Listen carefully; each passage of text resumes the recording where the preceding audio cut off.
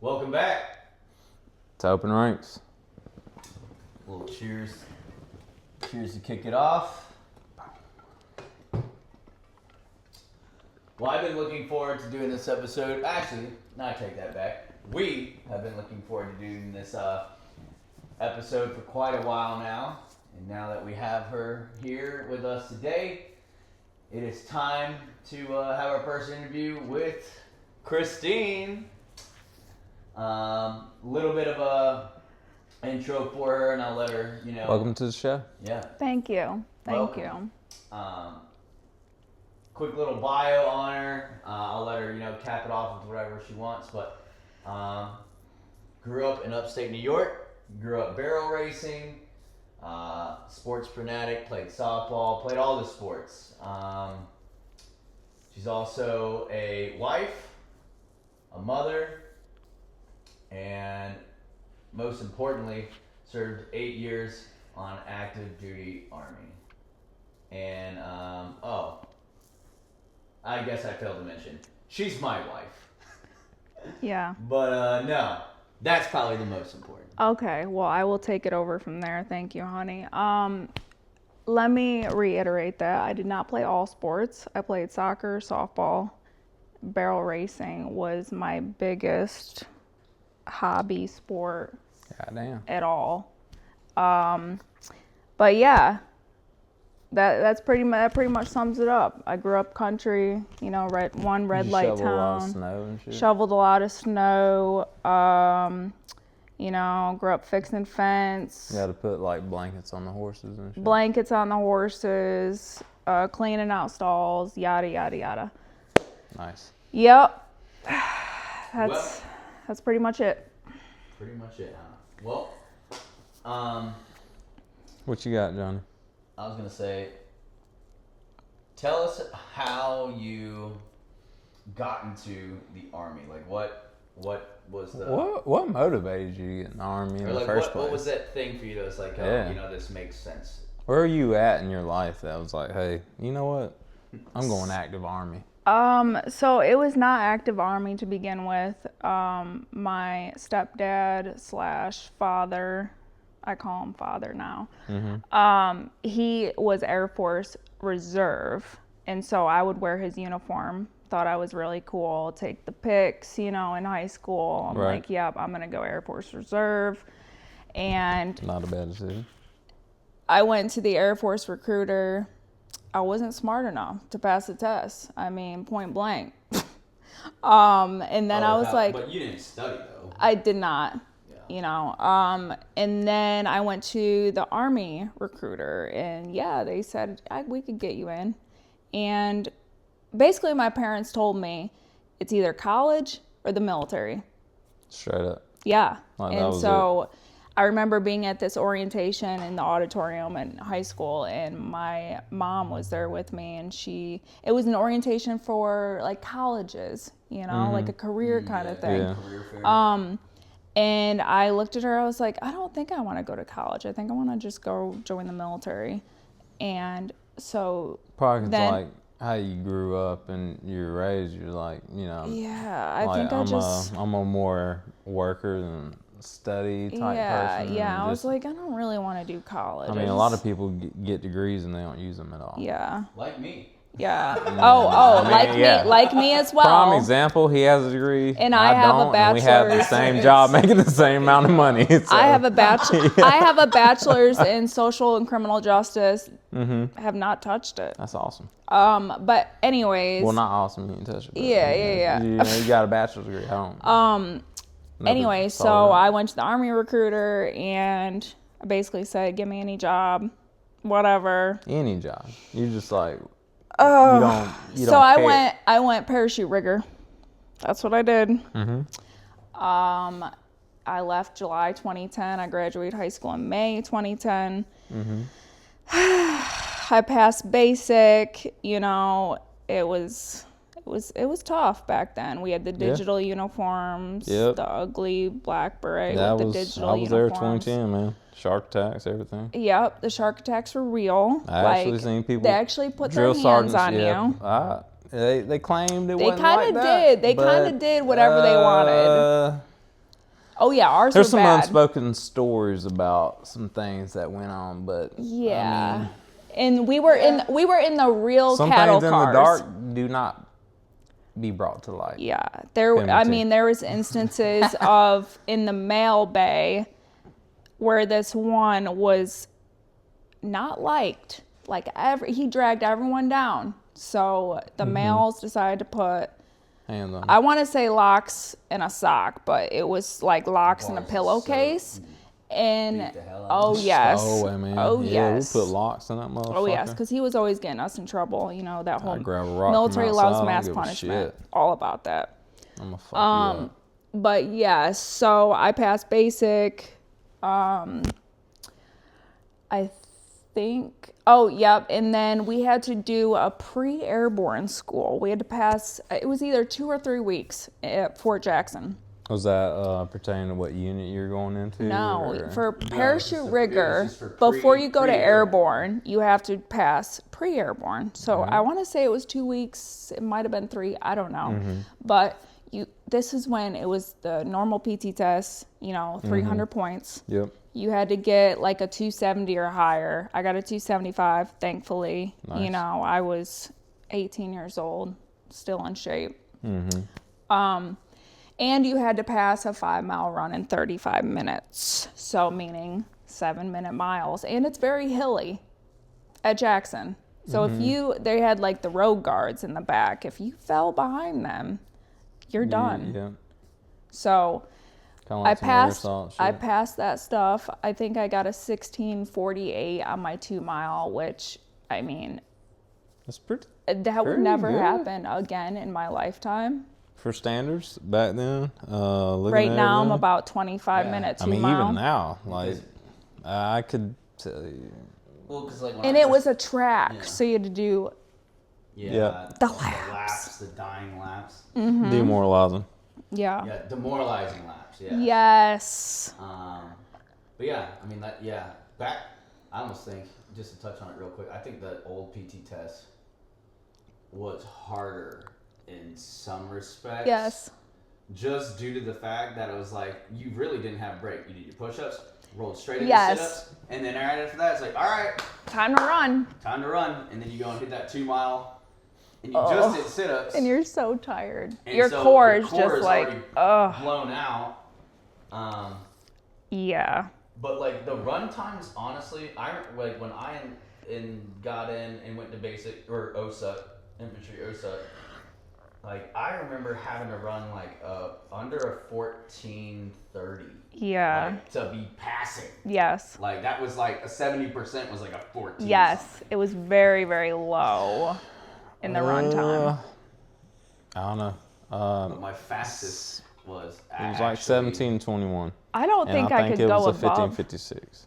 I don't think I can go above. Like it was like 70. It was low. Yeah, it's probably like 17 something. Yeah. Yeah. We pulled old docs figured out, but or old sites and figured out, but I just always ran my heart out. Like Yes. the faster I ran, the more it was over, and Yeah. that's what mattered. Yeah. It didn't matter if you throwing up at the end or what. Yeah. So you get to that point. So I passed. I got a 275. Passed the 5-mile. Yada yada yada. Then they ship you to Benning for airborne school. I get to Benning, and I thought I was. Were you on the brag to start out with, or what? I was supposed to go to Bragg. Okay. But then they said, oh, well, you might get Italy, you might get this, So then I thought I was in love with my high school sweetheart. And I'm like, all right, I'm going to intentionally fail the push-ups, which, I mean, I maxed the push-ups every time back in those days, which I think was 42.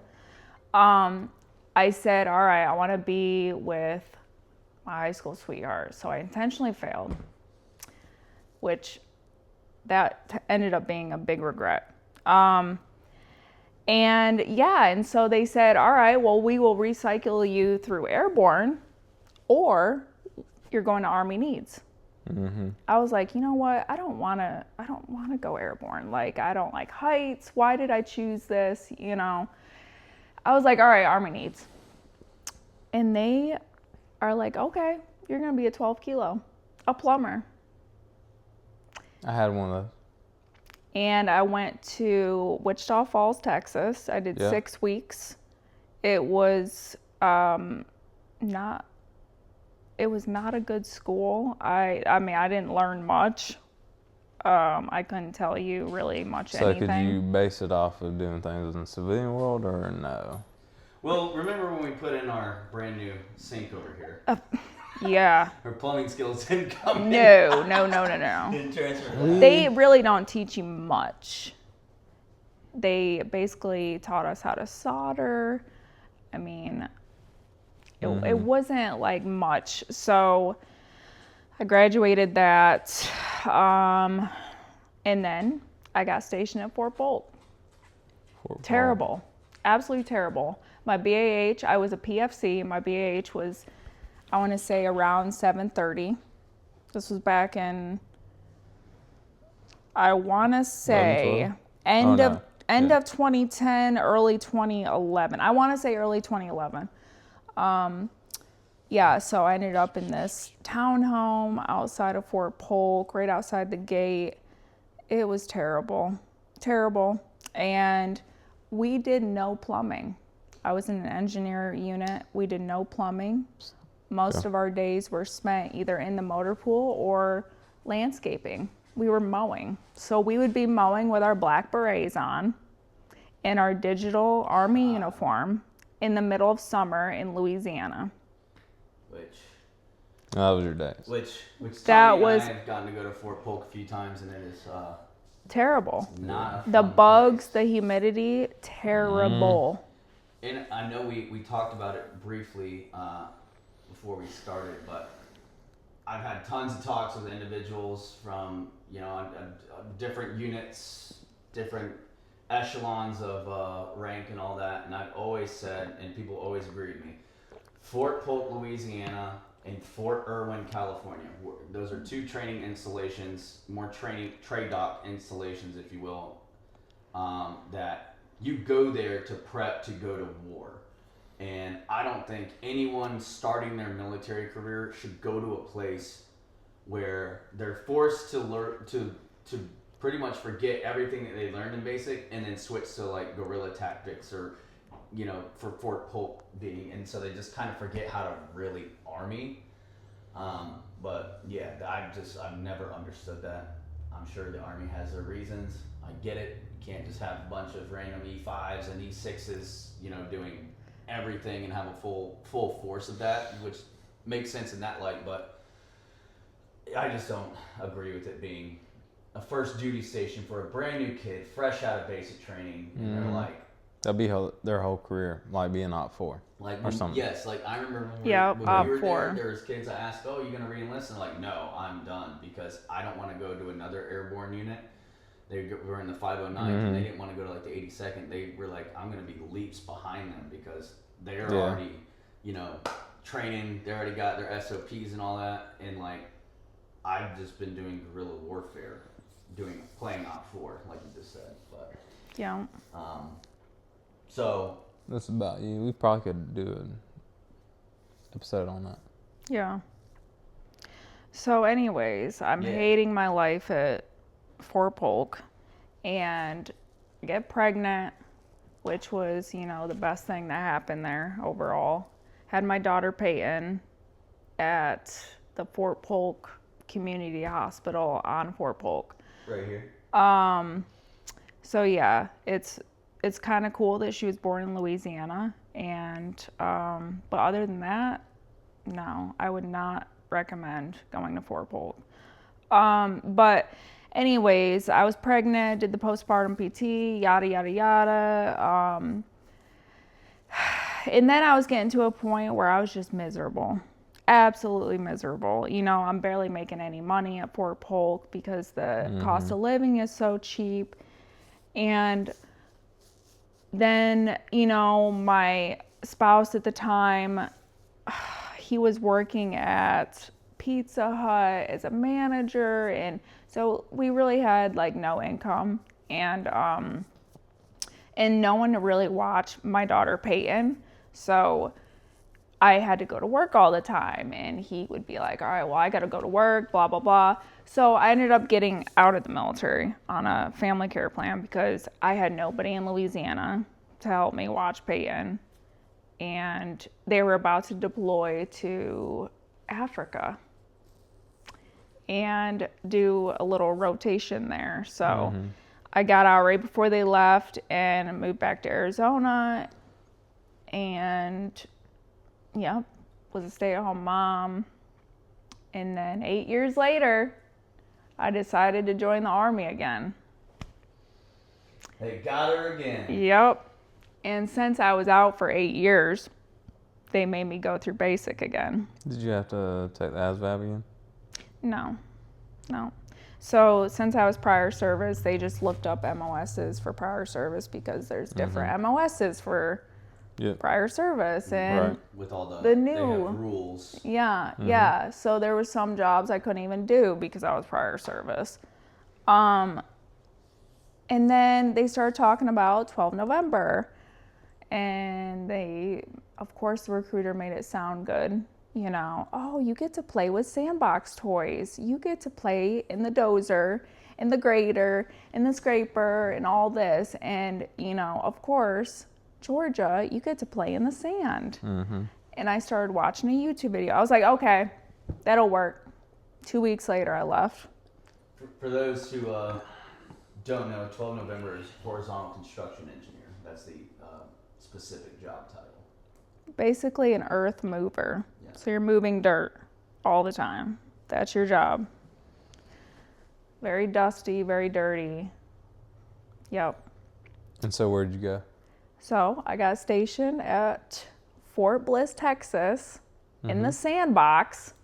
One of the sandboxes.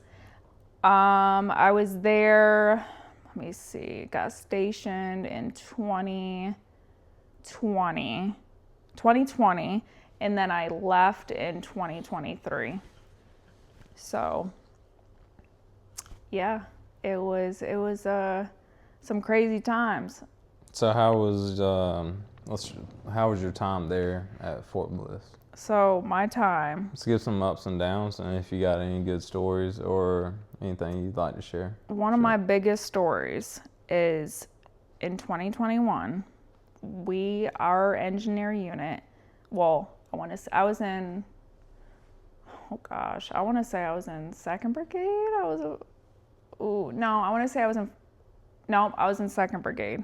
Yep, I was in Second Brigade, and they got tasked to be the detail out at McGregor, which is out in the middle of the desert, in the middle of nowhere, by the mountains, way away from main post, and we had to cater to all the Afghan refugees coming in, which roughly 10,000 to 11,400 Afghan refugees came in there. And they had multiple different jobs for people. I got put on the COVID testing team, so I had to shove the long Q-tip So being active duty, y'all got tasked out with jobs that you necessarily had no idea to do. I'm like, did y'all get trained to do any of this, or like y'all just like, hey, this is what you're doing? Like they might have gave us a little hands-on thing, like, oh, this is what you gotta do. Just shove it up there, like swab it, shove it up the other one, swab it, and then shove it in the tester. Right. It's like a little tester with, and you put some drops of liquid in there, so it'll change colors and stuff. That's about it. Like we had no idea. We had no idea what they were like putting us like in, what we were getting into. So that was your whole, let's just say company, brigade? Whole brigade. Like, were tasked to the whole thing, and like y'all did different jobs in this refugee taking in and stuff like that? So we had the COVID testers, we had, the people at the ECPs, and we would always alternate. Like, if you're going to be a COVID tester, maybe this time you're going to go work at the ECP. It was always different areas, but mainly me, I was at the COVID testing site. So the Afghan refugees would fly in. And this happened August 2021, and it lasted till the end of December. This is right when the downfall happened in October? Yeah, when they were getting pulled out. Yes, during the pullout, the unfortunate pullout of Afghanistan. Yeah. Obviously, because Tommy and I are still in the Army, we can't really share exactly how we feel about it, but since Christine is officially out of the Army, it is nice to have an insight of what actually really happened. Oh yes, the stuff that really went down. So it started in August of 2021, and they said that they were short-staffed, whatever, of people, and so we started on 18-hour days, 7 days a week, catering to the Afghans. And so, I mean, we really had no break. We were constantly... So let me start from the beginning. So they would fly in, they would get on a bus, like a tour bus, and come out to McGregor. They would get off the bus, and we were the first people. We were the first station they would stop at. Like a reception, basically. Yep. Let me ask you this. How many, was it immediate the test came back, you know what I mean? Deal? They were immediate. So it's almost like doing the drug test. How many people from Afghanistan were testing positive for COVID? It really wasn't that much. It really wasn't. I'm just curious. It really wasn't. So what most people tested positive for, there were a lot of diseases going around. There was lice. And when I was really scared to get lice, oh my gosh, I was very scared. I'm like, oh gosh, I got to COVID test these people and get close to them, and I don't want lice getting on me.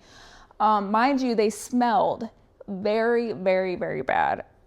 Like, if you know the smell of BO, you don't know this BO. It's almost like they haven't showered in a month, and it's just BO at 100. Yeah. And they don't know personal space. They really don't. They will be up in your stuff. I've been all in the Middle East. I've been in grocery stores. It's like you gotta the only American in the whole country. And I'll be in the grocery store just to get me some groceries, go back to my hotel, and like everybody's looking at me, and it's like this dude's like right beside me, but he's behind me in line, but he's right beside me just looking at me. You know what I mean? It's like, dude, you about to stab me or what, dude? Because I'm about to turn this grocery store upside down. And like even when Tommy and I were in Afghanistan in 2019 together, and you know we did that deep dive before in previous episodes, but I do remember talking about like how like they would crowd you. Yeah. Yes. You'd be talking to like maybe one or two kids, and the next thing you know, it's like cockroaches. They're already spit in your mouth at least twice. Whatever they got, you got. Yeah. And then like, and then granted, like for us, it was like the commandos come up to us and talk, try to, do whatever. God bless them. But like, even our Afghan interpreters, which were, English speaking, they would like kind of get up in your face too. So I definitely understand like they don't know the personal space. Oh no. The whole bubble thing, no. Their breath stinks, their pits stink. It was a whole thing. You're almost just telling it like dude, it is like from back your perspective. up. I mean, back up. Let it rip. So, yeah, not many people tested positive. If they did, they had a special building for people to be quarantined. But there was lice, and there was, I think there was like measles. It was some pretty bad stuff, some pretty hardcore things. I think they said it was about 9 different things swirling around. And I was like, luckily, oh my gosh. In the military, we get vaccinated for everything under the sun. Not lice, though. We could probably survive a nuclear blast, if you ask me. Yeah. Anthrax 3 times. Yeah. I think what I was most scared of was getting lice. Yeah, because that's. And you know what what they were doing was the people that had lice coming in immediately shaved their head. So it was a lot of children. Yep. Even like young girls. What about the women? Yeah, shaved their head. Too? I don't know why, but they shaved their head. Even with their traditional garb. So that was. I don't think I did see like really any women that were fully covered up. Maybe some comb shit, Yeah. It was mostly head shaving. But most of the women, they were weren't pretty in, like traditional garb or anything. No. Well, I guess I maybe seen like a couple, but it was nothing like. I guess what were the women wearing when they came to the United States? Dresses and just like Western. It was mostly like their face was exposed. They weren't like completely covered. You know what I'm saying? Okay, I got you. Okay. And some of them, I mean, they would have their hair out. You know, it wasn't like they were totally covered, but there were some that were totally covered. And what I did see a lot of is it's almost like they were scared to speak for themselves, or they're not allowed. It was mostly the males speaking for them. Or the males know some English, but they don't know anything. So they're kind of translating for them. Which makes sense because women in Afghanistan aren't educated past the age of 12 anyways. Yeah, so I would be trying to talk to one, and she had no idea what the heck I was talking about. So then her man would, he would kind of know some things and like translate it to her. I got a question. Were the interpreters there, were they green suit interpreters, or were they interpreters like kind of like Tommy and I have seen? They're like contracted through the U.S. government and like probably level 2 or level 3, meaning if they're level 3 interpreters, they're from the United States. Yeah, they were contracted. Know that, or were they Afghan interpreters? No, contracted. Gotcha. Yeah. So I didn't know if it was like kind of like Cameron or any of those guys that were level 2s. Yeah. So these families, we're talking, there'd be some families that had 15, 20 people. We're talking multiple wives. And then they got like multiple adult males too. It was very weird. I think they had some like elders, and then they have some young males, and they have the children and multiple wives. It was chaotic. And so we would try to we had all these different tables, and we'd try to separate. So like this table would be all one family. This table, another family. And then you had to just go around the table and get really close to them and COVID test them. So were they accepting of this, and they knew what was going on? It was like the interpreters like, hey, you're going to be tested for this, and like, hey, this is what's going on in the world, because these people have no damn I think clue they were briefed. of what the hell's going on. Yeah, because they don't if it was never brought to that country or anybody told anybody, COVID would be non-existent in that country. They would just get sick and not even know what it was. It'd just be a normal flu. Yeah. Yeah. Or whatever. And then they'll probably go pick a herb and it'll be cured tomorrow. You know what I mean? I think they were briefed when they came off the plane and came into the airport or whatever. You know, I think they were briefed that, hey, look, you're about to get on this bus. You're going to go here. You're going to get COVID tested. That's the first thing that happened when they came out there. They had to be COVID tested. Ain't that strange? COVID's not even going on where I know. you live. And then they had to go. Hey, COVID's going on where we live. But y'all got to get tested. Yeah.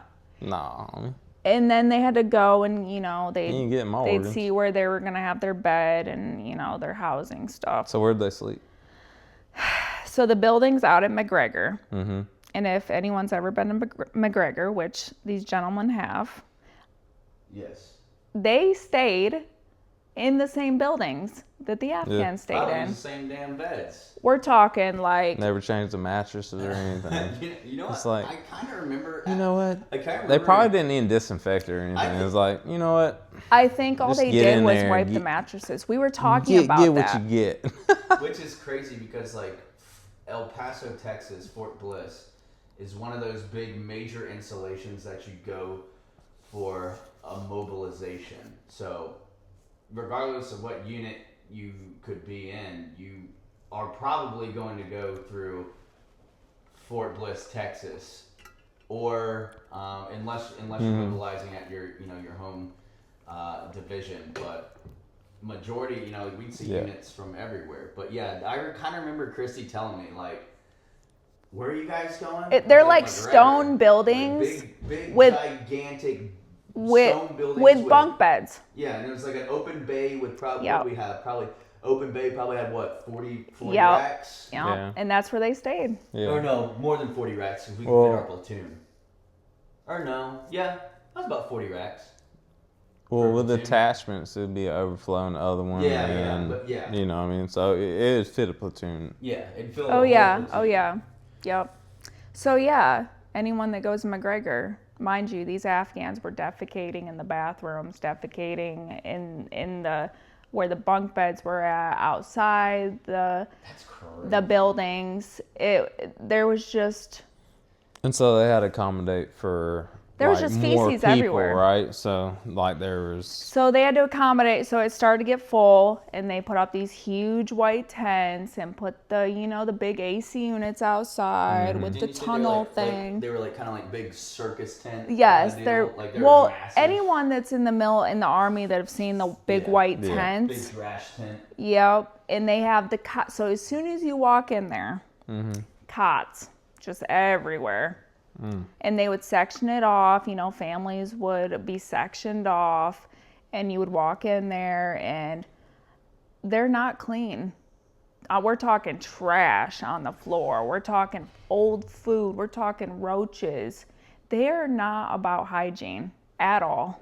And neither is the country either. Like, you go there in the country and you'd see trash all over the road. And then the outside of McGregor, anywhere you walked, there was garbage. They just throw their stuff on the ground. Like, they get done with something, and you'd watch them. They just throw it on the ground. That's just what they're used to, I guess. Yeah. They ain't used to seeing a bin specifically for trash. Oh, yeah. No. The trash can was non-existent. Unless you get into, the cities of Afghanistan. Yeah. But, that's still... It's not gonna be Japan. Oh yeah. You know what I'm saying? Or even the U.S. I'd probably fray away from that, because in your big cities in the U.S.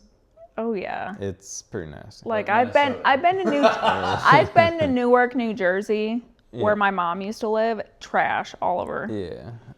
But us people in America know better. At least to try to keep the streets clean. It's just no care in the world or whatever, you know what I mean? That's beyond me. I could run my own country if you ask me, but it wouldn't be half the people that are here. Yeah. Just saying. Yeah, so the bathrooms were even worse. So they would have a bunch of porta potties, and they would expect the detail people to use these porta potties or porta johns, same ones that the Afghans use.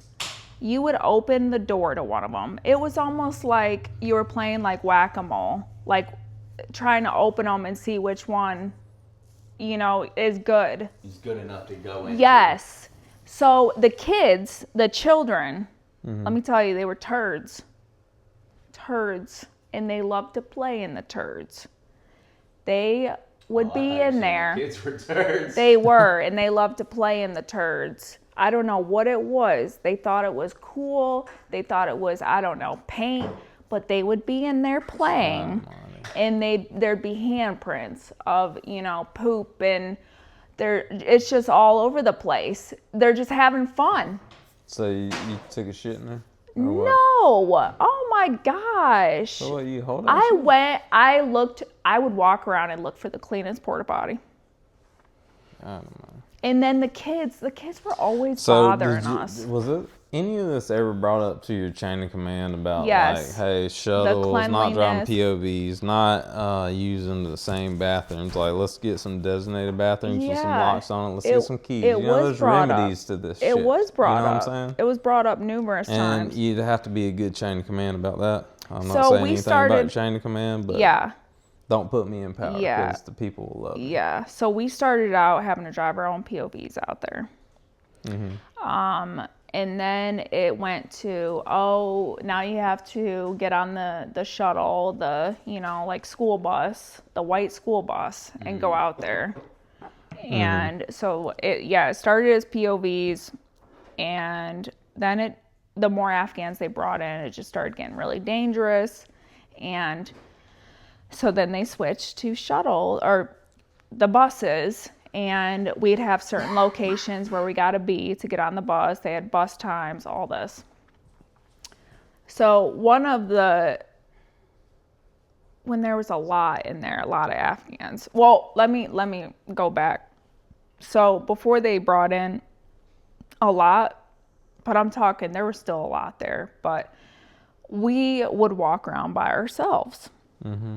And I remember they had this station or this building set up for Red Cross, and they could go there and get, you know, diapers, all this stuff they need. And I remember walking over there and seeing if it was open or something. And all of a sudden, here comes this crowd and it's always the Afghan males. It's always like crowds of them. It's almost like the women stayed in the tents. Yeah, well, not necessarily they could go. You know what I mean?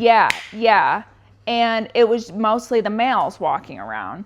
And so all of a sudden I got like bombarded with this crowd of males, and you have to really be like observant, because the way they be looking at you, it's almost like they try to like pickpocket you almost, or like try to touch you, or try to do something. Yeah, they're very English stuff. Come on, they're boy. very weird. And I want to say I was with someone, but we weren't like close, and they kind of separated us, and I was like, oh my gosh, I need to get out of this situation. Like, I'm not trying to be by myself with no weapon and be in this situation. But yeah, it kind of it was very overwhelming, and they decided that they were going to do, you know, you can't go anywhere like without a battle buddy. I mean, if you're a female, you got to have 2 males with you. It was, And you definitely had to have some situational awareness. Oh my gosh, yes.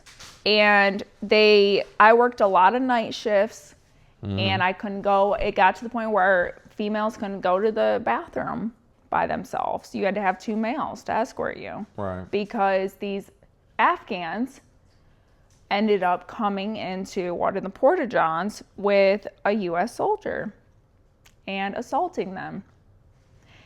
So they're like, all right, we're going to... And mind you, we have no weapons. So it got to this point where the leadership said it's a problem now. And they didn't foresee that, even though we've been in this country for a long time. And, you know, we have, let's just say, case studies or...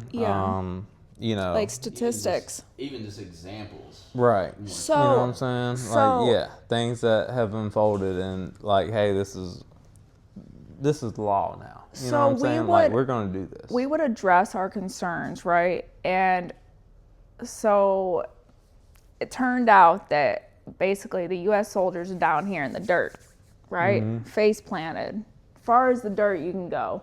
Afghans up here. Royalty. That's how we got treated. So then they made us sign a counseling. I think it was front and back. It was very, very thorough. Like, no taking pictures, don't get caught with your phone, no weapons, yada, yada. They didn't want to expose what was going on there. Yeah. And so we had to sign the counseling, of course. And I think we were under General Order Number 1, so we couldn't drink while we were doing this detail. But I mean, I went home every night and drank because I was miserable. Working 18-hour days, having to wake up the next day and go do it all over again. I was exhausted. I mean, we were so burnt out. And 7 days a week, we were literally begging to have days off. It was ridiculous. They're like, oh. So was there not enough people in your unit to cover down? They didn't look at other units that could possibly do the job? Yeah, at first it was only like. What about, you could even do National Guard too. I said the same thing. You know what I'm saying? Yeah, so the Texas National Guard, did they assist in any of this? I think they came later. Once everything got established? But I think it was mostly us, like 2nd Brigade. Which is kind of crazy because when you think about it, you said the number 10,000. 10,000 between 400, and come through your one spot. Most brigades are about 2,000 strong. So the ratio was very bad. Very bad. The ratio is way Especially off when you're looking at shifts. Oh, yeah. It was So very then you bad. just start splitting that in 2s or 3s, but 18. Yeah, the ratio really, that's 1. The ratio was so bad that there was this one overlapping instance. shifts. Yeah. Oh, yeah. That, yeah. You know there was this one instance where I'm pretty sure it did make it on the news. But I remember hearing about it and telling my mom on the phone. I said, I do not feel safe at all, especially being a female. The male Afghans, they're very unpredictable to be around. They're very weird. Like, you don't know their next move because they get so close to you and they'll try to, like, get you away from things. That's what, like, we noticed in the beginning. And I could see it. They probably view Western women different than. Yeah. Well, I mean, they might not, but I mean, just the way Western women dress. Yeah. And how their women are supposed to dress, and how they're, let's just say, trained. Yeah. And Western women are way different than that. And so they think you might be more forgiving than. Their women are supposed to act a certain way. You know what I mean? Yeah. Well, I mean, I remember times when Kristy would, like, FaceTime me, and this was, whether it was on shift or not, but I remember, like, granted, obviously being in uniform, you know, you're not supposed to, you know, walk and talk on the phone or anything like that. But for this, I mean, this is like for me, I'd be like, there's an exception. You know, exceptions can be made. But, like, Kristy would FaceTime me walking back to the car and stuff like that, or walking. Because it would be at night. Yeah. There'd be record of it. Yeah. At least if something happened, there's somebody there that could call somebody at least. Yeah. You know, I would just, you know. I mean, I don't know. I think that's call, but, well, I mean, no. Well, I mean, it could be easy, but. I mean, I'd call, like, your brigade headquarters or something like that. Figure it out. But I'm just surprised that the chain of command didn't. Like, you know, we always do risk assessment. Risk assessment is like number one for anything. You know what they were worried about? Their OER bullets. So they'd make their little appearances out there with their entourage. And then they probably looked at this as like, we've done put 10,000 or 11,000 refugees through this camp. And my soldiers are the one that did it. Yeah. I'm the one who controlled it and created this process. Oh, yeah. And does not know the struggle or anything of what was going on. You would see them come in on the birds with their little entourage. We know.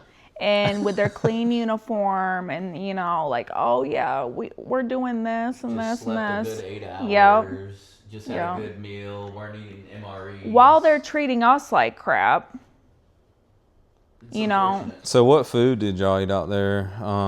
And they had a certain, like, you know, they have to have a certain type of food. So explain that. If you could. So the detail, you were either eating at the DFAC, which I'm talking, the food was terrible. That main, you talking about you were eating at the main DFAC? So we were either, the DFAC, or there was this little store we could go to. You know, it's kind of like a convenience store. It's like the little shop at thing. Yeah.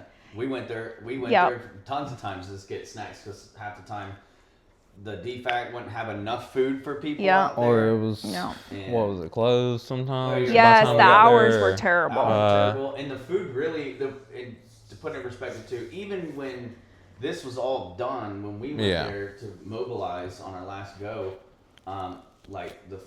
you'd wait in line forever. There'd be lines out. Oh, yeah. Like it was like snaked around the building. Yeah, remember they had the 2 entrances? Dude. But nonetheless, like, that DFAC was not like your typical good Army DFAC where, you know, they have a lot of options and things like that. This is like, here are your 2 single options. And it's just a statement to say that you had the opportunity to be fed. And for sure. And by the time you might have got in there, if it wasn't closed, I mean, you're already looking about just going to bed and doing nothing. Even if you had tasks to do. Did they have, just because I know me and him have seen them, but did they have like those? No fault on the people that work out there. Yes. Did they have those halal MREs, the kosher MREs? Yes. Did they give those out in the white bag MREs? Yes. Mm-hmm. Yeah. Yeah, I was curious. One thing that they did bring in was chefs to make their Afghan meals. And they put them in these white foam to-go trays. We were not allowed to touch them. We were not allowed to eat them. It was only for them. We're talking like a nice meal. And we're over here getting, powdered eggs. And I remember my bacon had a bone in it. And I said, no. Your bacon had a bone in it. Came out of a can. I remember talking to. We ate that in Afghanistan. I said, nope, I'm not eating. I started bringing my meal. I brought a little packed lunch. I was not eating that crap. But they were basically treated like royalty. Basically. And so what kind of, did they get any stipulations or anything? Like, let's just say they get there, they get processed in, they're good to go. They get like medical care, they get dental care. Did they get any money or anything? Yeah, like, so they. What did you view of that? So they had this building that was set up for medical, and they were able to go there whenever they wanted and got free medical care. If it was very serious, they would get the 15-passenger van and so they take would get them like to the free hospital. surgeries if they needed surgeries. Yes, and stuff like that? they would take so them. Americans They would shuttle in them. America can't get free surgeries. Yes, but refugees that are coming in from another country or even can get it. Surgeries. Yes, but yeah, they're sitting there getting free. Anything they needed, and if it was something free serious, so they got offered free dental care. And like eye stuff, like if they needed glasses, Glasses, man, that cost me about $600 every, $600 to $800 every year. Medications, all this stuff, and I don't even do medication. If they could not do anything for them at that medical site, they would put them in the van and take them to a real hospital. Take them to the hospital where. The civilians are at. The one on post hospital or the El Paso. So it's kind of like getting a voucher or something, and then they just go. And they'd have escorts. I'd be curious to see what the price tag on this whole operation. Oh, was. I know. And then of course, some of the women were pregnant. Giving birth. Yeah, so free. Free. And then childbirth. The diapers. So then they were getting boxes and boxes of diapers, clothes, hygiene stuff. They were getting whatever they wanted. That's a good point. I wonder how that worked. You would be if you're born on U.S. soil. Afghan refugee that was evacuated from Afghanistan during the withdrawal. You'd be a natural born citizen. They had a baby in the U.S. Well, the baby would be considered American citizen, but the parents are not. And then it'd be like the program that, what do you call it? Something in place? Parole in place. Parole in place. So then something like that. If they would have come in the military, then their family could essentially be good to go. Which is kind of crazy to think about, but I mean, it's just an option. No, so I'm glad that you pointed that out. Like, we all know what we all left behind, and the U.S. government, the U.S. forces left behind in Afghanistan. We left billions of dollars of equipment out there, right? But I wonder, what was the price tag on this? Because all we hear about is the withdrawal, what we left. It's not just El Paso either. But what happened? Right. There were other places. Many, like Indiana was one. Yeah. And when I took your place, we stayed in the same place where Afghans were. Going on that deployment. That was 22, 22, 23. Because then I deployed in 24 too. Yeah. But that's crazy. No, but that's the crazy thing to think about. And that's the only thing you see in the news, where social media, you only see like what happened during the withdrawal, but you don't hear about really what happened at the same time during that, let's just say time period. Yeah, it was COVID. But I was etching at something else. Some other person viewing this would get that, but there's not a lot of bad being shown, you know what I'm saying? Yeah. It's like we don't cover that at all costs. It's very hush. We want to, but let's just say in today's period, there's people that want to expose it. You know what I'm saying? Like me. Like we should have. not we, but I mean, the American people should expose everything. Yeah. You know what I mean? And including to the politicians that, you know, are insider traders and stuff like that. Yeah. You know what I'm saying? Like, that should be exposed. All this shit should be exposed, in my opinion. Yeah. I'm all about it. So it's probably not even opinion. This should be fact. Yeah. You know what I'm saying? Yeah. That's true. I mean, but yeah, so they're doing it at Fort Bliss. Yeah. Then we said they did it in Indiana. Yeah, they I did forget it. what base that was. I know it was like a couple of them. Yeah. Like, I want to say at least 3 or 4 of them they went to. And then they just get, so they get medical care, they get dental, they get free food, they get somewhere to stay, somewhere to shit and piss And while they're getting processed I assume. And then they get shipped. So towards the end of it, it's called like resettlement. They're like, hey, here's, you know, stipend checks. Here's all this money. Here's and a the stipend phone. checks are just like money they get on a prepaid card, or like here's a card that has this amount of money. I wasn't sure. I'm not sure about that, but I know they got money. They got a phone. They gave them ID cards. I think they gave them passports. I mean, they got waited on hand and foot. So maybe this would be like some visas too. Yeah. Yeah. And in that sense, you get a passport, you get a visa for like a,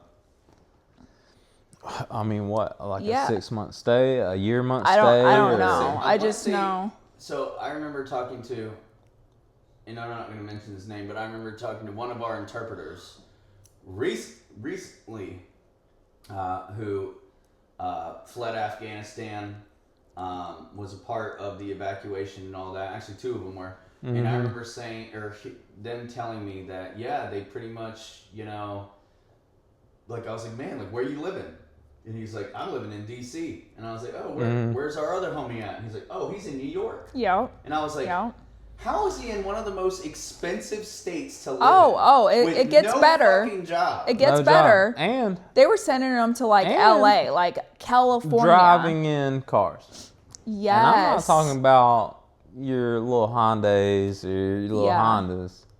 I'm talking about, I've seen some people in some Audis. It's like they rolled out the red carpet for these people, okay? And I was like, you know, that's pretty sad to think about it. Is like, you know, everybody being veterans here, and you know, we all sacrifice something to make ends meet for this country. Oh yeah. And these people didn't have to work for anything. It really sucks to be shit on. Yeah. It does.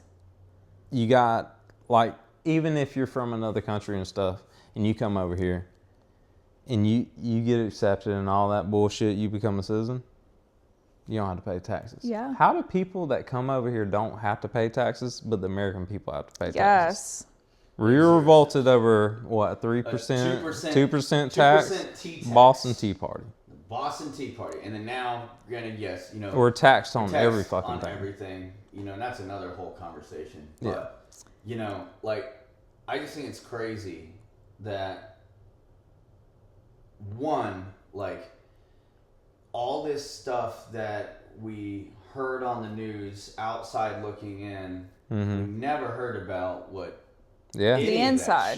The inside of it. The inside of it. I mean, it gets worse. But, like, I do remember them, like, I remember, like, the media at one point, when you were out there, I remember seeing it, and, like, they had, like, you know, filming from the outside, like, it was, like, up in the sky, right? Where you could see the tents and stuff. Yeah, like, over behind us there. Yeah. You know, these are all the refugees. We're, you know, we're doing good things, that. But on the back end of it, it's kind of crazy because... Oh, no, they're doing good by the refugees. Oh, yeah.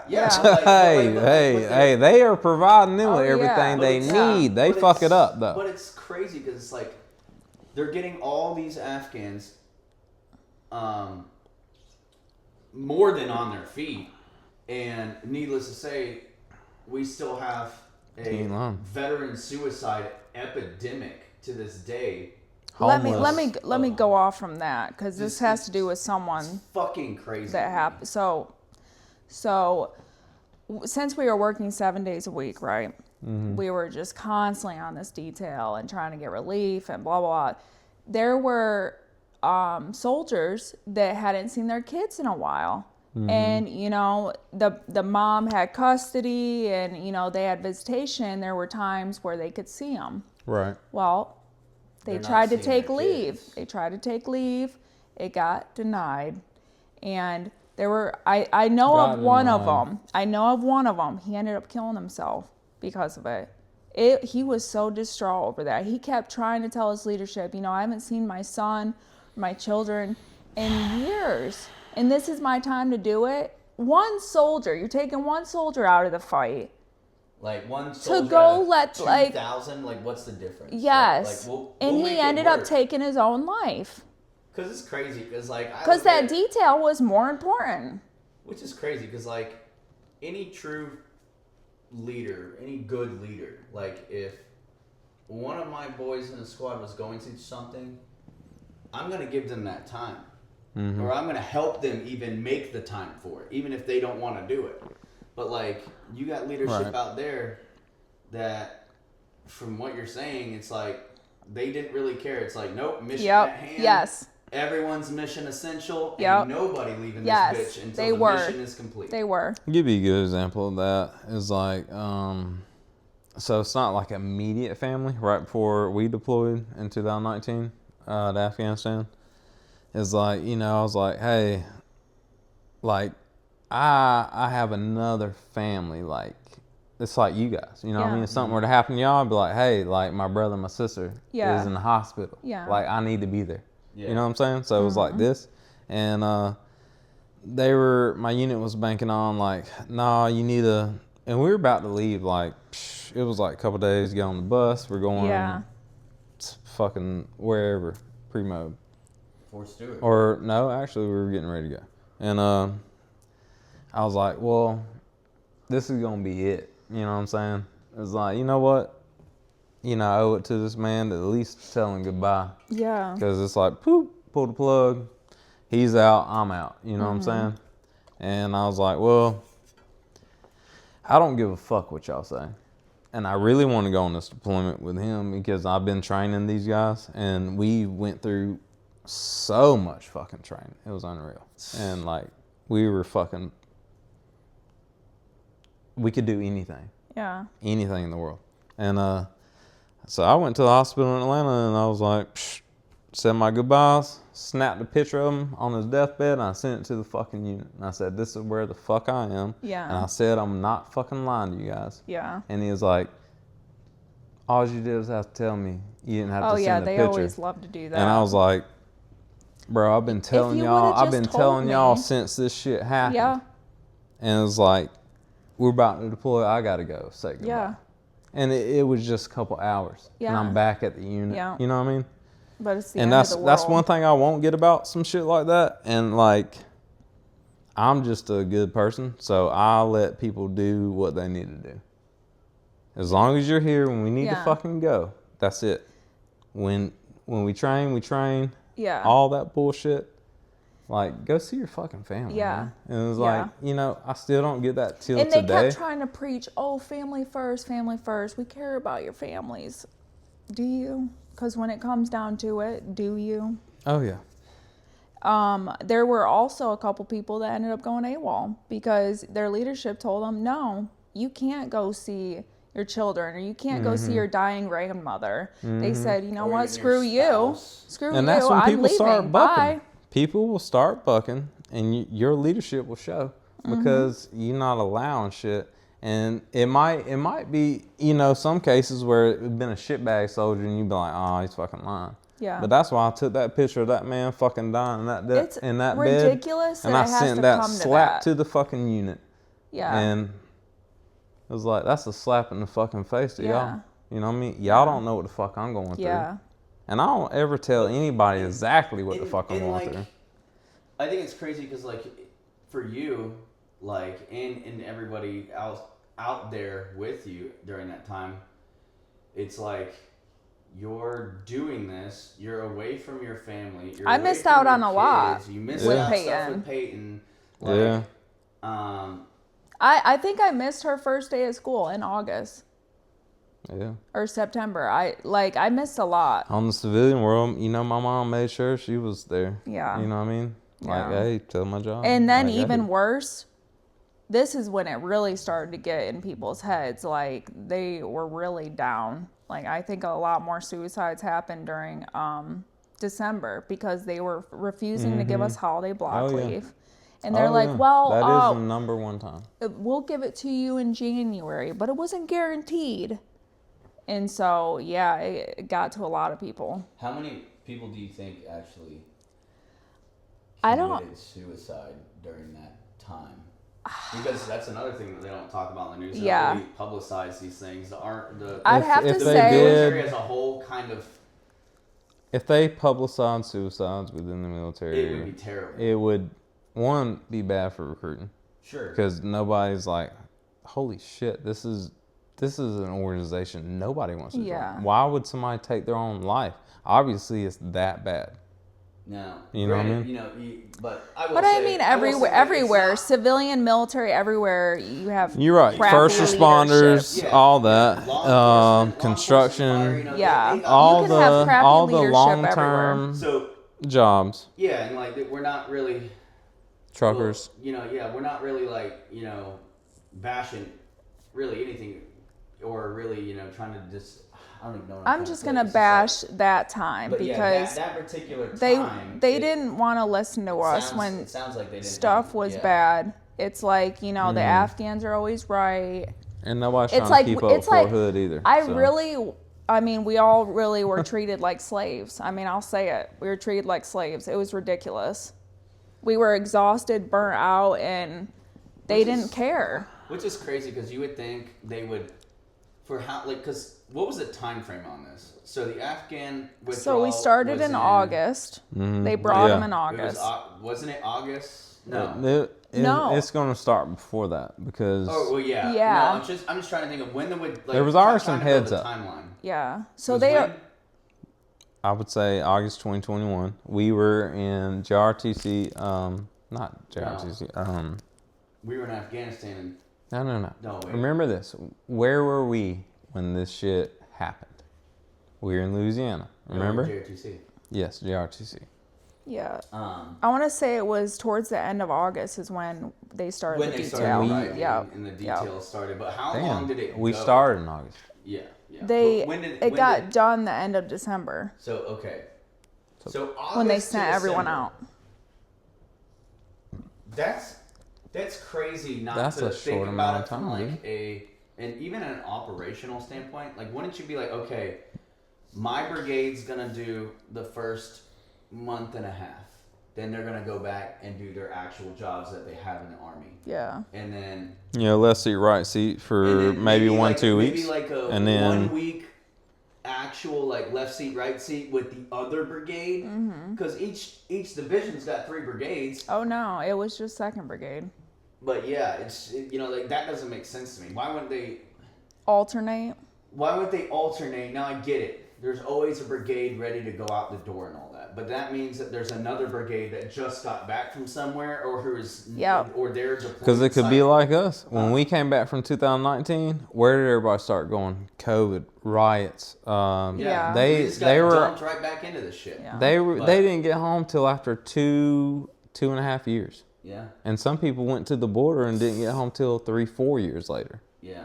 So, but it's just crazy. That's in the National Guard. Yes. Dude. But this is crazy just for this instance. From an operational standpoint, why wouldn't you say, hey, if I'm a fucking brigade commander, I'd be like, all right, do the round table with all the other brigade commanders and the division commander and be like, hey, why don't we do it this way? That way our soldiers are, number one, getting a break. They're getting time to go on leave, seeing their families, going back to their ordinary 9 to 5, if you will, in the Army. We all know it's not truly 9 to 5, but doing their typical 9 to 5, if you will, and then have another brigade come in, do a 1 week left seat, right seat, and then fucking backfill them, and then just rotate it forever how long it needs to go. Yeah. And then at that point, but then you could National Guard didn't get involved until later in I the don't game? even That's know all if I they was were gonna say. involved. I was like, then you I could think it start was just our shoveling in brigade. company at a time to like. Texas is considered a large state National Guard, Just like us. and they also So have a ginormous fucking infantry brigade combat team. So you could have had the Texas National Guard step in and do stuff like that. Now, immediately. Not just. They should have done that from day one. I mean, because at the end of the day, especially if that's in your state. You know what I'm saying? Yeah, honestly, right. I said the same thing. If I was governor of the state, I don't want that shit in my state. Right. And no offense to anybody else. That's just me. Yeah. Like, my people are my people. Take that shit somewhere else. Yeah. You deal with it. Yeah. No money out of my state's going to that shit. Yeah. Yeah. Regardless of how I feel about it. And because guess what? Ain't nobody here in America helping Americans. Yeah. Yeah. So to be honest about it, like I see veterans all the time. No matter how bad I want to help them, I'm so put down by the world today that I can't help these people. Yeah. You know what I'm saying? Yeah. And unless I become a millionaire, billionaire. You see the veterans on the street struggling, but then the Afghans, they're putting up in $1 million home in California and paying 6 months taking rent over hotels that are what 5-star hotels. Yeah. Yeah. You know what I'm saying? I mean, I'm telling you, they were treated like royalty. How much is it going to cost you to go to a 5-star and hotel we're resort? talking extended stays. Right. With multiple rooms because there's so many people. $40 a week. Yeah. No, you talking.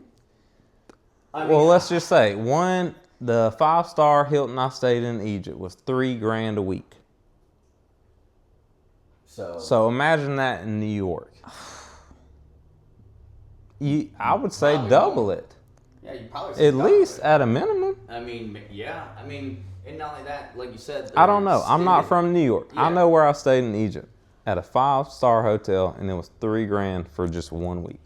I don't know. I just gotta say, it's very creepy that they let all these people in our country because some of these people. Well, you got to see them firsthand. We don't know anybody that came into this country besides the people we know. They would have, the group chats with all of us in it. I think one of them was called Afghan Detail, whatever, or DAV Detail, which is Donna Anna Village.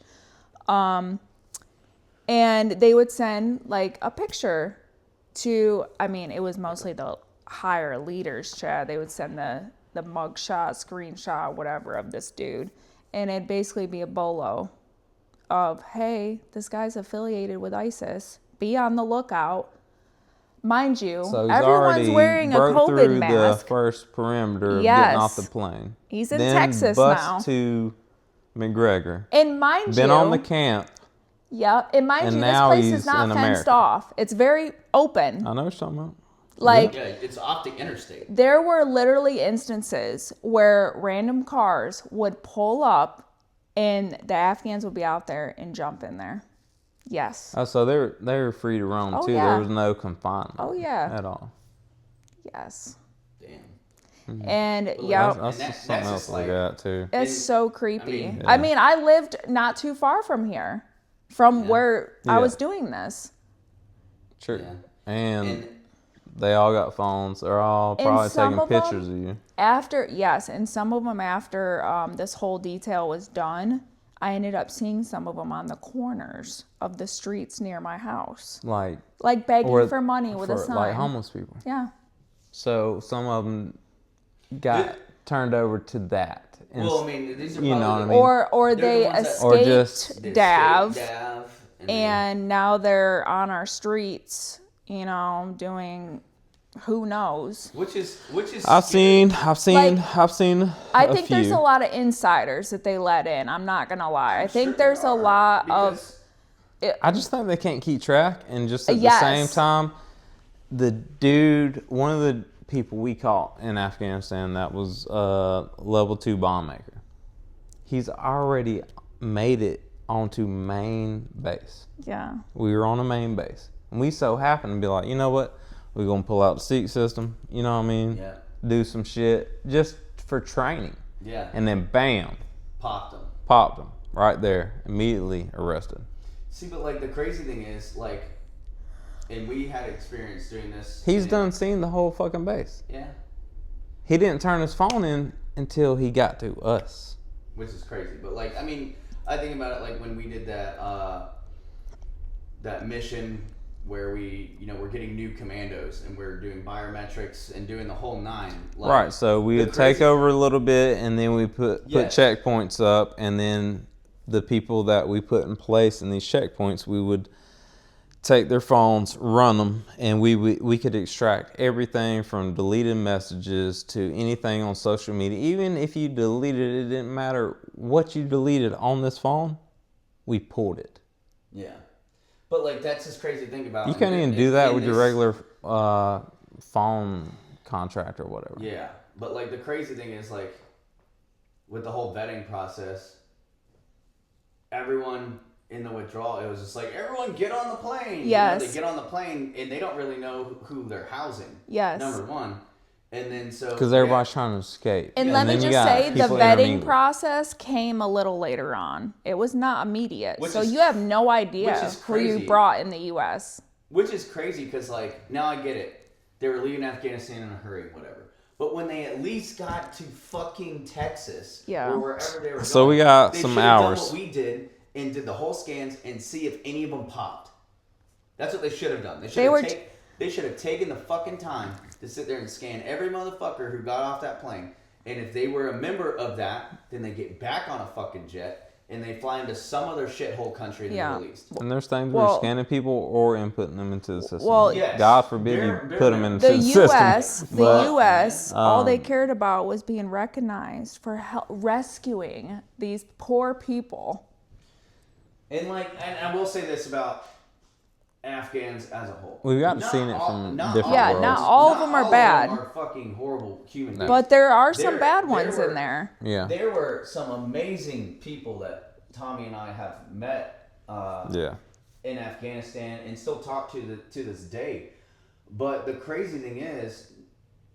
And they've helped us out too. This stat that I'm about to throw out is going to mind boggle you because we just said 10,000 to 11,400. And this was just El Paso. And that's just one station. And that's just El Paso, right? Yes.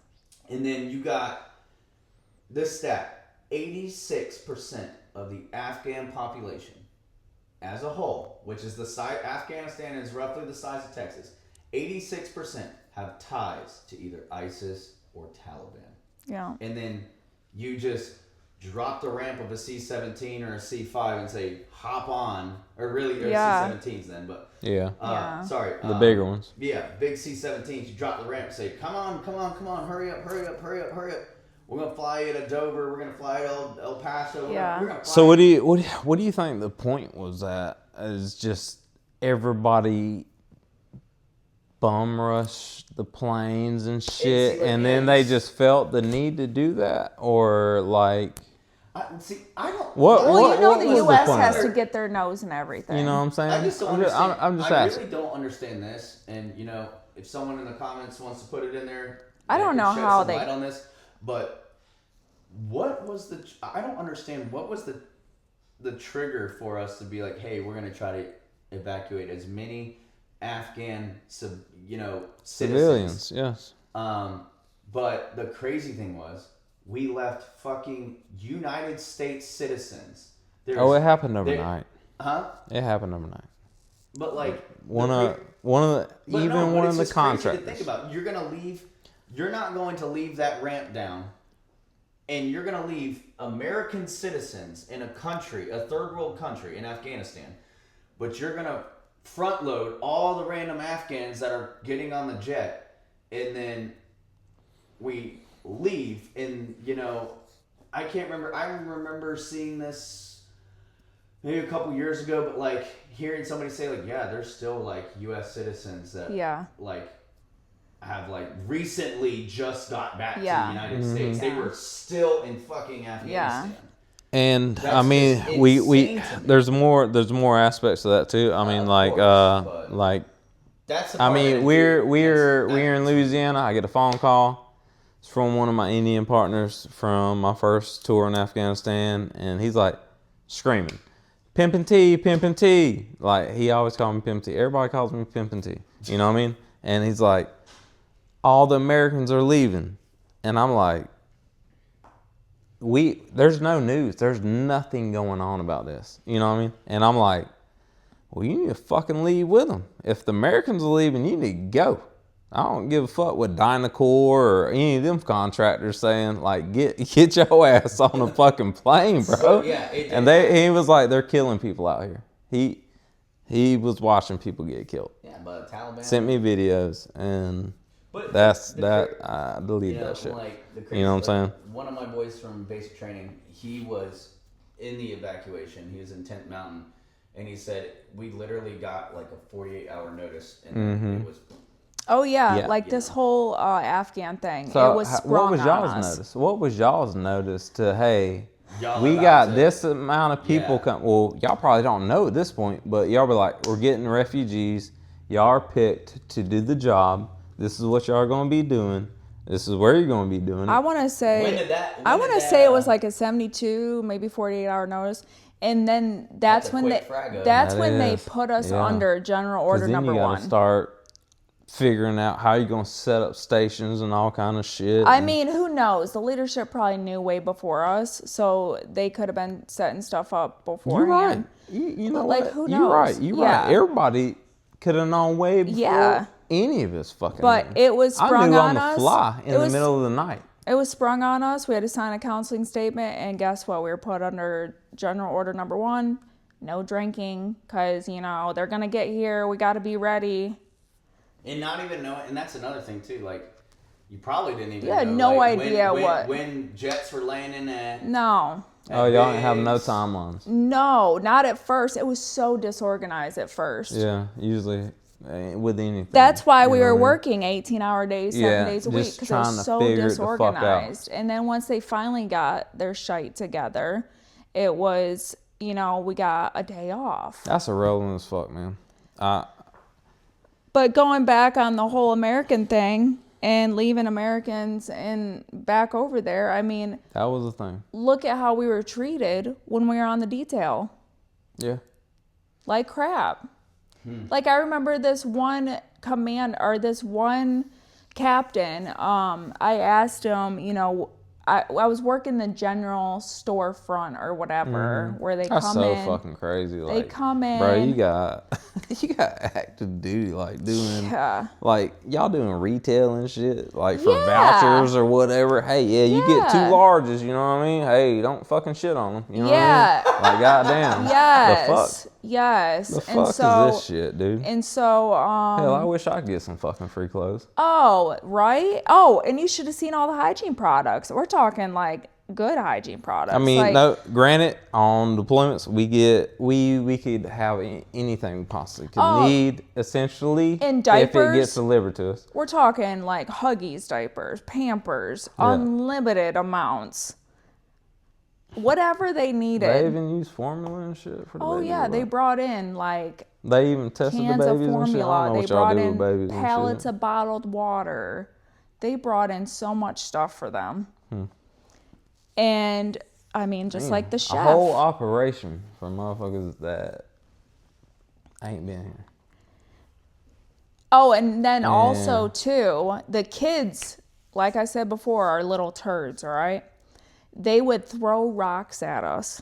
We'd be like a group of soldiers walking by, and they're freaking running at us, throwing rocks. Like, God, get away from us. Well, that's what they're accustomed to. They don't listen. They're little brats. But I ain't gonna lie, we did a good job. On my second deployment, we did a good job by winning. One, you got Taliban right here, you got ISIS over here, and we're in the middle of them. Pakistan, Afghanistan. We're right in the middle of it. And it's like, hey, do the work for us, Taliban. Do the work for us. We're going to work with you. Yeah. You know what I mean? But the government was sending them all kinds of fucking money. But, I mean, we would literally have a fucking Black Hawk come in, throwing duffel bags off that motherfucker. I remember picking up duffel bags, and it was just full of fucking cash. And we'd have KLEs.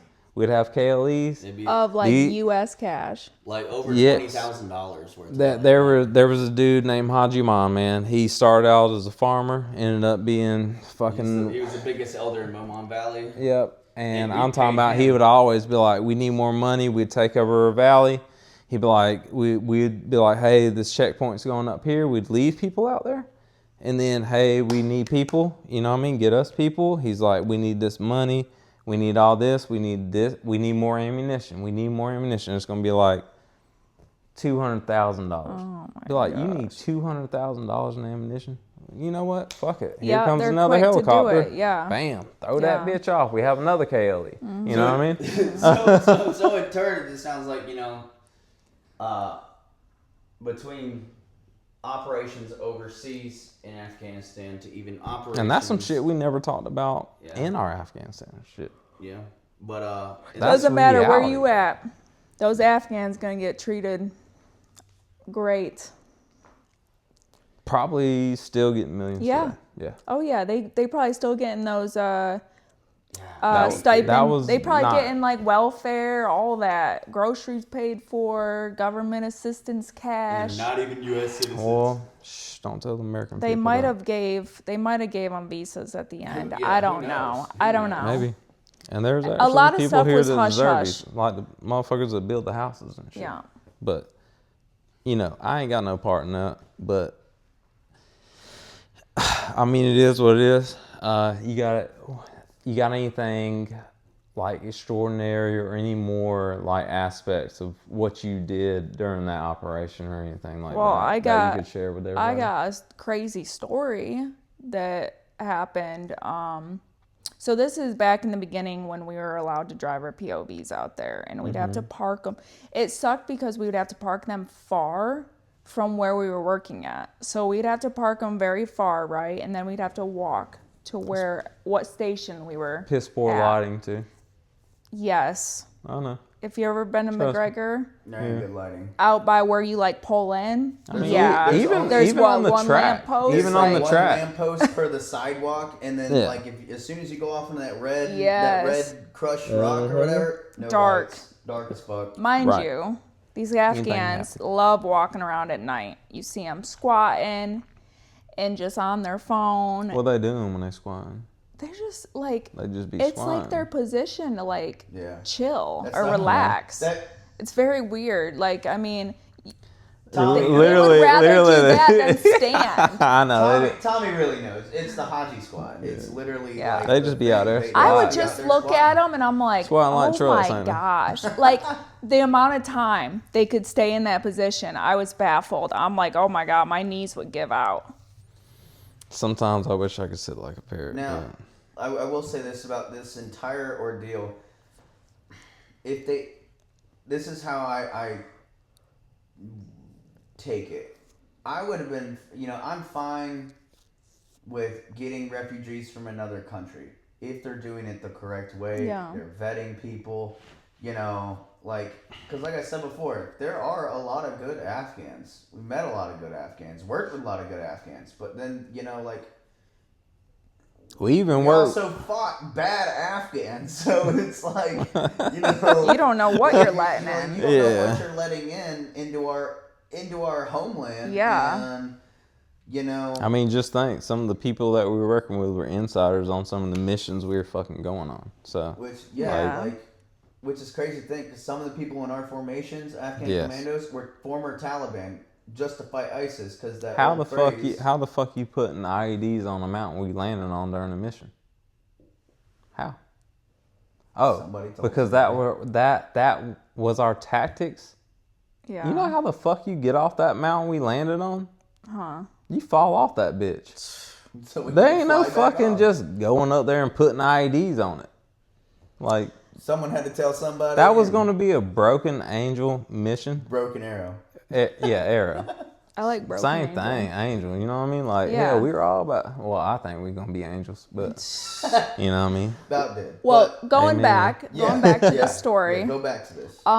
So mind you, it's very dim light to no light, and we're walking by ourselves to our POV. You know, not a care in the world. I mean, I'm a very observant person, so I had my head on a swivel like my mother taught me. So I was very, you know, like, what are you doing? Yeah.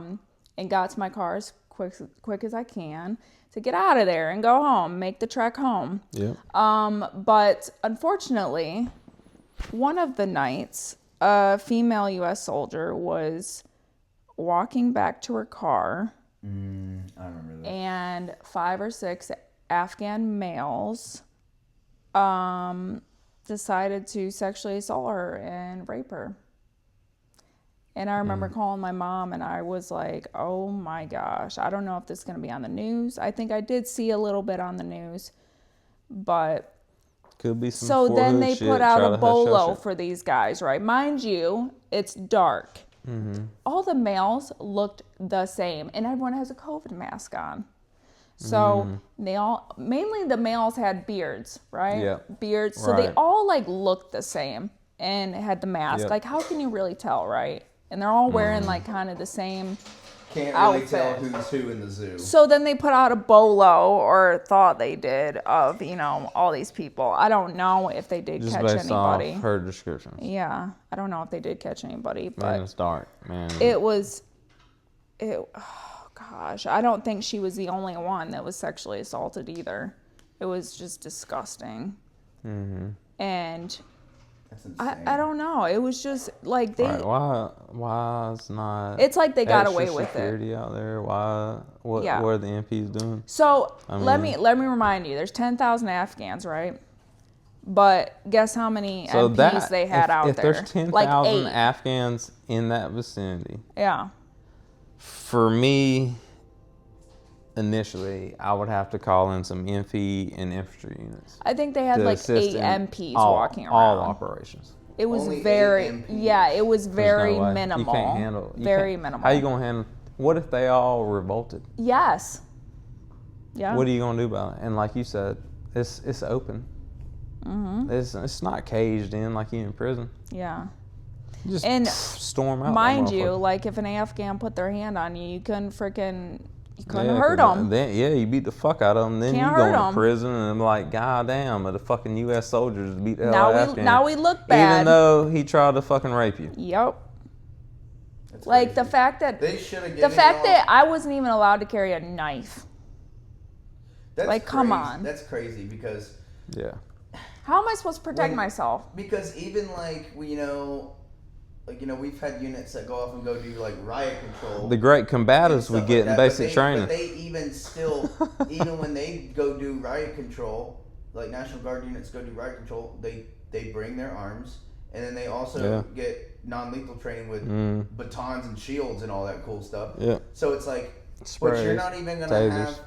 you're gonna have an insane ratio of U.S. to Afghan in one, honestly, fairly small area. Yes. Fairly small area. It is a small and not area. give them any type of ROE whatsoever, even if it's just a non-lethal ROE. Well, I mean, yeah. But Gotcha. still, Yeah. Oh, and mind you, I'm just trying to just I didn't have crap for service out there. Crap. Right. Yeah. Yeah, Like, who the that- heck am I gonna call? Internet, yeah. Yeah. Super spotty, and then not only that, it's even harder when you have. It's just like when you go to like any kind of big sporting event. If there's that many people with that many phones, it floods the fucking network, and your phone just And even that- if you do got service, it ain't fucking And the working. Exactly. Afghans, they Yeah. gave them all phones. So they're all on their phones. On the new shiny toy. Yep. Oh, yeah. They're Yeah. like, damn, there's probably some of them in there like, man, I can actually use this thing to call people instead of blow up Americans. Yeah, right? They were probably an insider on the phone with somebody trying to Well- plot something. I'll say this. Hopefully some leadership got some training out of that. You know what I mean? Maybe some Yeah, lessons hopefully. learned. Yeah, Hopefully someone yes. got relieved out of that. Yeah, I mean, like, hopefully, yes. Hopefully, in the grand scheme of things, hopefully there's leadership that said, hey, I mean, The you way put that me we- you put me on a task like that, and I look at my manning power versus the people that are coming in, and I'm already knowing the situation. perhaps because I've been to Afghanistan and I'm getting first-hand statements. Regardless, it's not even on the news yet. Motherfuckers are telling me that are over there, this is what the fuck is happening. And I'm like, I don't believe it. Yeah. You know what I mean? But you're reading it. These motherfuckers would not lie to me. They have no reason to lie. I contact them throughout the years, you know what I mean? It's not an everyday basis like we're homies, you know what I'm saying? But we just talk, you know what I mean? But he's not going to lie to me like, hey, shit's popping off. Like, it's over with. So we need to start preparing for that, you know what I mean? Maybe some of them leadership don't know. Because, hell, I've been on 5 fucking deployments. These motherfuckers never deployed in their life. And I've been to Afghanistan twice. So I know a little bit about it. Yeah. Yeah, you would see like the captains that have been in for like ever. Like I remember seeing this, even a female, I think she was like a lieutenant colonel, no deployment badge, never deployed in her life. Like a lot of these people put in those situations for like leadership. I would have some people that have been there and dealt with the Afghans in charge. I wouldn't even put your unit and there was different languages. I don't know the names of them, but there were like Pashto. Yep, there were all these. Farsi, yep, you know, all of it. But like, yeah, I would want some experience. But then again, this is. I mean, one thing that I can relate to, I mean, this is how, like, we can relate to this, or really all three of us, but it's like, you know, Tommy and I have been to Afghanistan, but, like, Kristy hasn't, but she probably had more civilian touches, if you will, than we ever did. So it's like, she got a deployment at home, on the home front, in the town that she fucking lives in. Yeah. So like that's scary. And it was risky. And I feel like that's almost even scarier. Because I didn't have any protection. Because going over there, you're expecting the culture shock. Right. Right? Because you've already been briefed. Hey, you're gonna go here, you're gonna see some things that you're not accustomed to. Versus, hey, we're bringing it home. 10,000 plus Afghans about to come here. Yeah. That's it. Get ready. You're not getting told anything. You're not getting any kind of brief of like what to expect. That's 100%, dude. Yeah, so like I think that's kind of crazy, and that's kind of I mean put anybody in a situation like just the person that just joined. Yeah, and they don't have no word of anything. They don't you know what I'm saying? Asshole from their elbow. Yeah, and they just out there and looking at these people like, what the fuck do I do? Yeah, like they need the most guidance. Yeah, because I was not ever briefed on how to properly talk, because there's a proper way to talk to Afghans. And that's the thing, man. You get tasked out to do anything. It don't matter your MOS. And then you're always you know, I mean, we go through basic combat training for a reason. Yeah, but like, think about it like this: like, she had people in her unit, and even herself. It's like, I don't know what to expect. Mm-hmm. I never had any kind of formal sit down, did y'all get like a language brief or like something? Like any of the forms, at least stop or like any kind of language? What is it? Like a No. What do they call it? Is it and I should know this. I've been in the Army. Ethnic brief? Or what? A brief from the 2, like an S2 brief. Is that right? From the S2 shop? No, all we got was that counseling form. See, they brought us all in a room, said it's mandatory that you sign this. A piece of it. And it was very thorough. If you don't sign this, like you're in trouble. You have to sign this. And you signed it. Yeah. But we're gonna take a very quick break, really fast.